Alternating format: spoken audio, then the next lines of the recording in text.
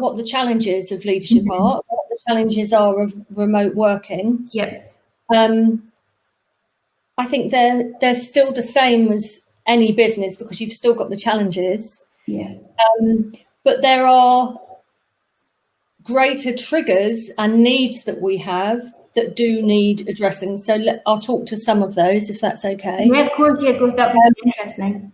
So if we're all isolated and we haven't got natural human connection with people, and even though I'm used to talking to a screen and connecting with you, and I coach people online, I hold facilitated meetings online, I do group coaching online. I've done that for years, actually, because I work globally. So I've actually trained myself to connect in just as good a way remotely as I have face to face. But that is not to say that I still don't miss that human connection.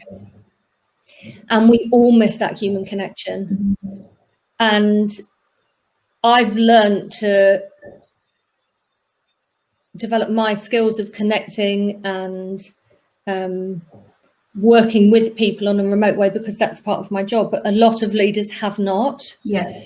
And what we need when we are isolated and we're not able to connect physically and with our energy is we need deep connection. We need listening. We need collaboration. We need time. We need kindness.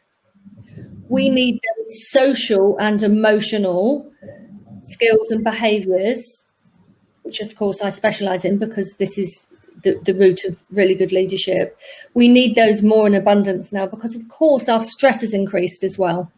So not only do we have an increased pressure on all of our business because of COVID and what's happened, so we've got increased stress because of course our business has typically been turned upside down and our ways of working. So already we're in a state of heightened stress.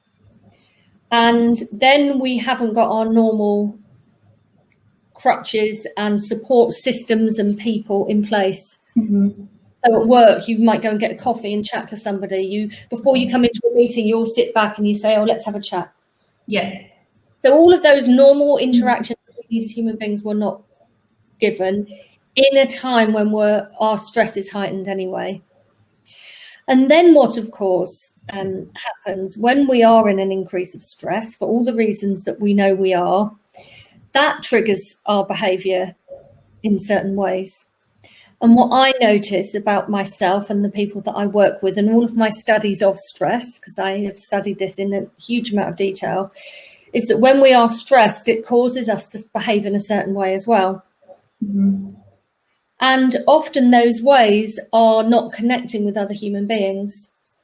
So one thing I've noticed is that a lot of organisations, because they're under pressure, are putting lots of meetings in people's diaries. So people are typically explaining that they might have meetings from 8 in the morning till 6 at night.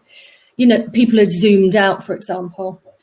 But what I'm interested in is that a lot of those meetings aren't necessarily meetings around connection, understanding, creativity, thought partnership, problem solving, decision making, goal setting, inspirational, meaning. They are a task. Yeah.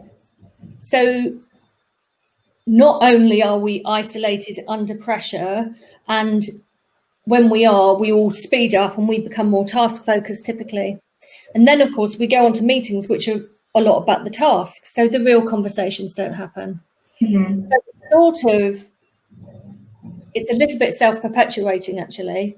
So that's why I said originally we have to be a bit more thoughtful about in time to facilitate conversations, to facilitate ideas generation, to facilitate problem solving, to just check in. And all of my programs, a lot of it is relating to one another, giving you some time to listen and to understand actually what is getting in the way of performance, to understand and put a microscope on what the problems are collectively and individually, so we can look at it as a business and actually say, and this isn't about for health and well-being, you know, actually it is, but if you're talking to an organisation that wants to increase their performance, this is about performance behaviour.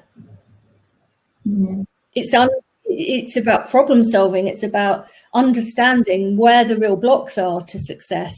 It's around working in a time which requires breakthrough thinking, not just